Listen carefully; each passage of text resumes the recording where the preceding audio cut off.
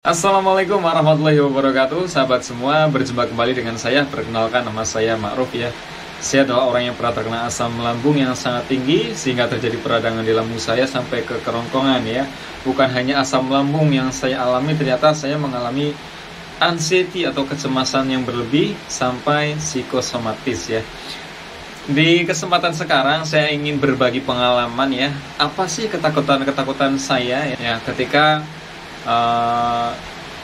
punya gangguan kecemasan ya, jangan sampai kita bilang kalau kita menderita. Waduh, jangan teman-teman ya, kita nggak menderita kok, enggak.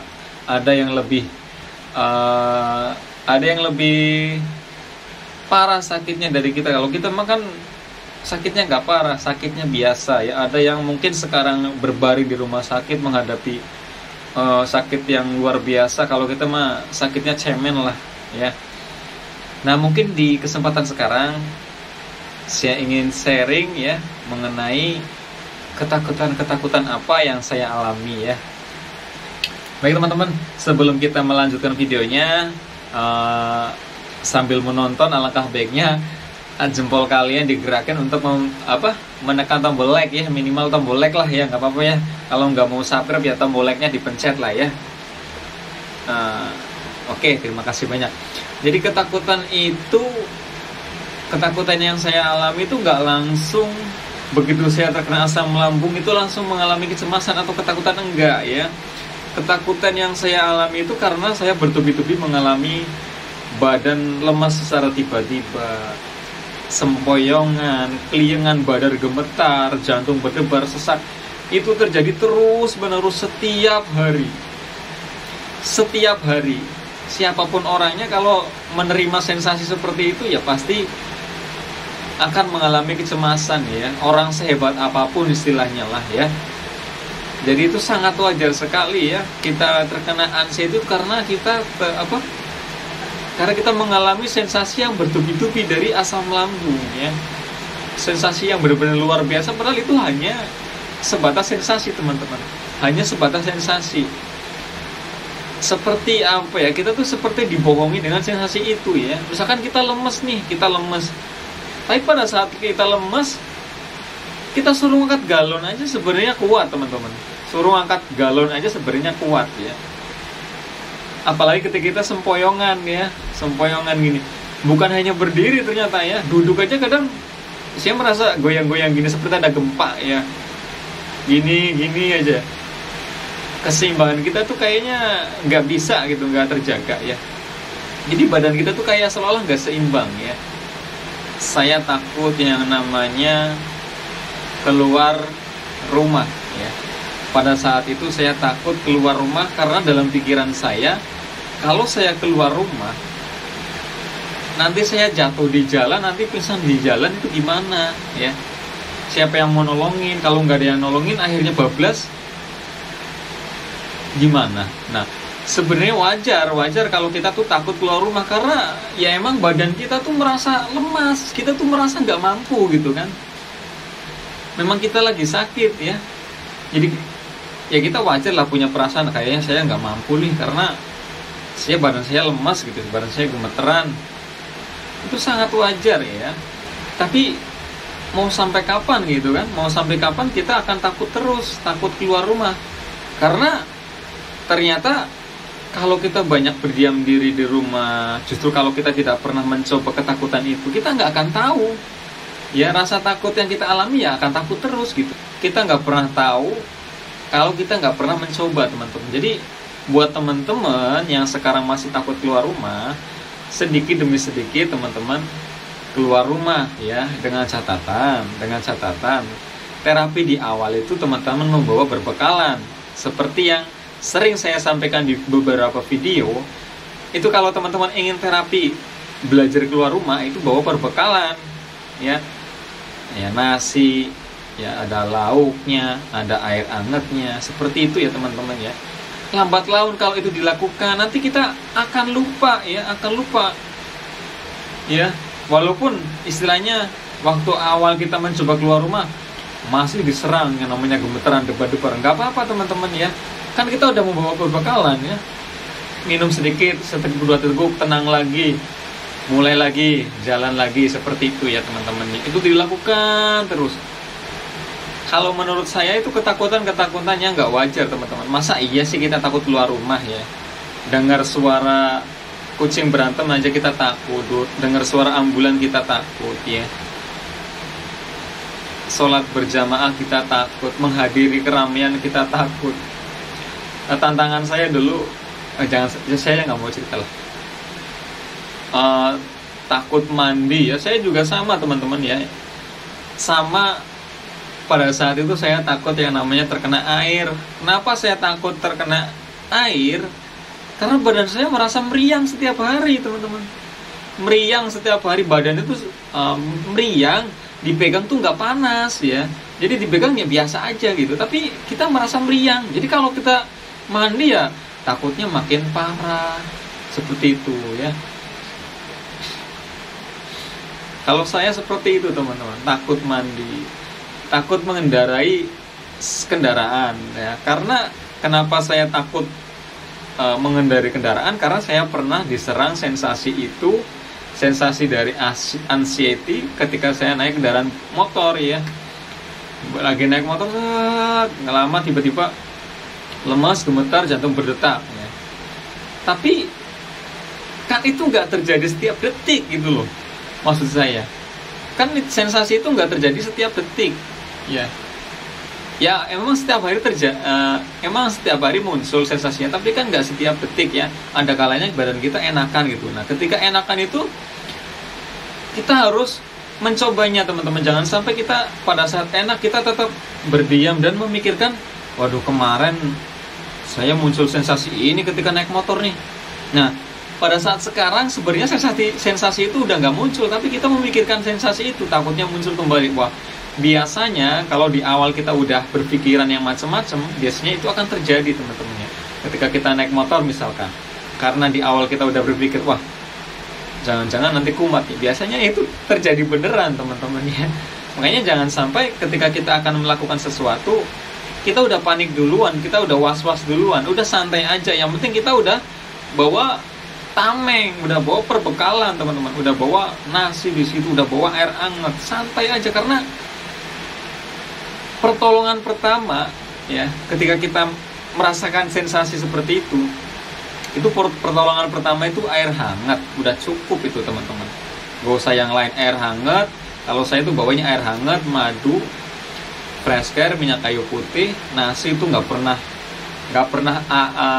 ketinggalan, pasti ada di ransel saya ya. Terapinya seperti itu teman-teman. Ya mungkin yang dialami teman-teman, ketakutan yang dialami teman-teman nggak separah saya, karena saya tuh semuanya ditakutin. Bahkan istilahnya makan pun saya takut ya. Misalkan makan ada biji cabenya dikit aja saya merasa itu tuh udah kayaknya pedas ini. Kayaknya kalau masuk ke perut saya sensasi muncul. Sensasi yang saya takuti kan sensasi yang gemeteran, debar-debar, sesak, kelingan, sempoyongan, matanya buram. Udah sensasi itu doang ya. Takut lah itu. Sensasi itu doang, kalau yang lain mah biasa aja gitu ya, nggak terlalu dipikirin banget. Tapi sensasi itu yang sering menyerang kita, sehingga kita terkena kecemasan atau psikosomatis ya teman-teman. Apalagi di cuaca seperti ini teman-teman. Kayak tadi siang aja kan panas nih di daerah sini, daerah Kerawang panas ya. Ternyata pas sore hujan teman-teman ya. Saya ingat betul pada saat matanya buram itu saya sering nanya ke istri, saya sering nanya, oh, ini lampu di rumah redup ya? Saya sering nanya seperti itu ke istri, dan istri saya menjawab enggak kok, terang. Oh berarti mata saya ada masalah. Di situ saya pasti dalam hati saya, dalam pikiran saya selalu rame gitu, selalu rame tuh menanyakan ini kenapa mata saya buram, waduh ini jangan-jangan penyakit berat, waduh ini jangan-jangan emang tanda-tanda kematian dan lain-lain lah. Selalu rame pikiran kita dan hati kita tuh selalu rame ya. Kayak ngobrol sendiri gitu ya, menjudgment sendiri ya, mendiagnosa penyakit sendiri, biasanya seperti itu ya. Apalagi ketika tadinya cuacanya panas beralih ke mendung, gitu kan, rasanya tuh waduh ini gelap banget gitu ya. Saya Saya sering mengalami seperti itu teman-teman. Tapi ternyata nggak apa-apa sebenarnya. Kita lanjut aja ya. Intinya pada saat kita nggak kuat ya udah kita istirahat aja, istirahat nyender gini ya, tenang. Nanti kalau ada mulai pulih bangkit lagi. Seperti itu aja tiap hari dilakuin seperti itu. Ada sensasi kita oke lah, kita pasrah ya, kita nggak melawan gitu ya. Tapi nanti kalau udah sensasi udah mulai berkurang, lanjut lagi aktivitas nggak apa-apa ya. Dan jangan terlalu dipikirin, memang susah teman-teman, memang susah. Jadi saya itu terapinya ya, selain membawa perbekalan, itu saya jujur, itu di kalender saya itu saya bulutin tanggal sekarang muncul sensasi debar-debar, sesak, kelingan, sempoyongan, misalkan tanggal 1 misalkan. Nah, nanti di tanggal 2, tanggal 3 kan nggak muncul nih ya, nggak muncul biasanya. Nah, di tanggal 4 muncul kembali. Saya ingat, saya lihat kalendernya, pernah nggak muncul? Oh, di tanggal 1 muncul nih. Nah, di tanggal 4 muncul kembali. Dulu kan udah pernah muncul nih, sensasi itu dulu udah pernah muncul. Ketika muncul sekarang ya berarti kita nggak akan terjadi apa-apa. Karena dulu juga pada saat sensasi muncul kita nggak sampai pingsan, berarti hari ini kita aman, nggak sampai pingsan gitu ya teman-teman. Jadi pikirannya jangan jauh ke N dulu lah, kita pikirannya ke pingsan dulu lah, kita pingsan gak sih gitu kan. Nah setelah, yang dialami teman-teman sekarang setahun 2 tahun, pernah nggak teman-teman sampai pingsan ya? Saya yakin mungkin nggak pernah sampai yang namanya pingsan ya, karena itu hanya sebatas sensasi dan datangnya itu ya paling lama 10 menit lah, nggak sampai berjam-jam gitu ya. Rasa debar-debar itu juga sebentar gitu ya. Nah memang ketika kita berdebar-debar, sesak, sempoyongan, kelingan, tiba-tiba lemas, memang terjadi peningkatan asam lambung yang sangat tinggi di lambung kita ya. Karena saya pernah mencoba, pada saat itu saya keluarin asam lambungnya dengan cara paksa, dan memang betul rasanya asam seperti jeruk nipis ya, rasanya asam banget. Artinya benar, ketika ada sensasi seperti itu memang asam lambung sedang meningkat ya. Untuk menetralkan asam lambung yang paling sederhana, agar teman-teman tidak ketergantungan dengan obat ya, paling sederhana itu air hangat. Setelah air hangat, makan 1 suap nasi. Kalau udah makan 1 suap nasi, kecap-kecap madu. Seperti itu aja, simple ya, simple untuk menetralkan asam lambung agar asam lambung tidak, konsentrasinya tidak terlalu pekat, agar tidak terlalu asam. Sebenarnya simple teman-teman ya. Di masa-masa yang paling parah itu di 1 bulan awal sampai ke 4 bulan. Itu sensasinya. Jadi teman-teman yang masih baru, yang baru 1 bulan sampai ke 4 bulan, itu hal yang sangat wajar ketika sensasinya dirasa sangat parah ya, sangat benar-benar itu sensasi yang terberat lah istilahnya. Nanti masuk ke 5 sampai 6 bulan atau setahun, harusnya itu teman-teman sudah terbiasa dengan sensasi itu. Tubuh teman-teman tuh sudah terbiasa dengan sensasi itu, jadi kayak menganggap hal yang wajar, dan datangnya itu enggak setiap hari. Sensasi itu munculnya enggak setiap hari ya. Kalau sudah di 6 bulan sampai ke 1 tahun harusnya seperti itu. Kalau teman-teman bisa komitmen dalam menjaga pola makannya. Pola makannya itu dari apa yang dimakan, dari jam makannya, dari pola makannya seperti apa, dikunyah sampai lembut apa enggak, makannya yang berminyak apa enggak, makannya yang bertepung apa enggak, yang bergas tinggi apa enggak, benar-benar dihindari apa enggak. Ya, harus komitmen dan harus terus gitu. Harus terus dijalankan gitu sampai teman-teman merasa enakan gitu kan. Selain dari pola makannya, dari pola pikirnya. Pola pikir memang sangat sulit ya, karena kita sudah memasukkan hal-hal negatif ke pikiran kita ya. Saya rasa itu karena saya tuh dulu memang jujur ketika muncul sensasi itu saya searching ke Google. Di situ muncul yang aneh-aneh, itu menjadi beban pikiran saya. Makanya teman-teman jangan sampai cari-cari penyakit ya, cari-cari sensasi. Misalkan muncul sensasi ini, ketik di Google ini ya, nggak usah lah, mendingan kita dengerin teman-teman yang curhat di YouTube aja ya, karena itu sangat membantu. Kalau menurut saya tuh ya, setelah saya sembuh pun saya melihat misalkan ada YouTuber yang sharing tentang asam lambung, memang mereka tuh bagus ya, mereka tuh bagus ya, membangkitkan semangat kita ya, memang bagus teman-teman ya. Dari pola makannya bener nggak, pola pikirnya sudah diperbaiki apa belum, pola hidupnya, dari pola istirahatnya, tidurnya nyender apa enggak ketika di awal ya, terus istirahatnya cukup enggak, olahraganya gimana, apakah hanya berbaring terus. Kalau berbaring terus mungkin masa otot teman-teman akan makin lemah, makin lemes. Jadi harus dilatih ya teman-teman, semuanya harus dilatih ya. Makanya juga nanti harus dilatih ketika sudah enakan, harus mulai kayak dari awal lagi lah. Jadi kita tuh nanti kalau sudah sembuh kayak mendapatkan kehidupan yang baru teman-teman, seperti itu, kayak mendapatkan kehidupan yang baru. Wah, ini hidup saya nih, semuanya udah terlihat terang, sudah jelas, sudah bisa tersenyum ya, sudah bisa makan enak, sudah nggak mikirin tentang makanan lagi, apa yang harus saya makan, sudah nggak mikirin sensasi ketika muncul perih di perut, kita udah hal biasa ya, karena dalam siklus 1 tahun nggak mungkin teman-teman sehat terus ya, nggak mungkin teman-teman seger terus, pasti adalah yang namanya puyeng, pasti adalah yang namanya lemas. Dalam siklus 1 tahun pasti ada yang namanya kembung, pasti ada yang namanya perutnya sakit, melilit, itu pasti ada teman-teman. Jadi saya kadang merasa ya itu wajar ya, kadang merasa aneh juga gitu ya, orang menyebut sensasi asam lambung 1000 sensasi gitu kan, padahal sensasi asam lambung yang sebenarnya itu hanya di perut ya, hanya di perut. Kalau sensasi yang lain itu karena kecemasan kita teman-teman, karena psikosomatis itu ya, karena pikiran kita, cemas kita, akhirnya muncullah sensasi yang diakibatkan oleh anxiety, namanya psikosomatis.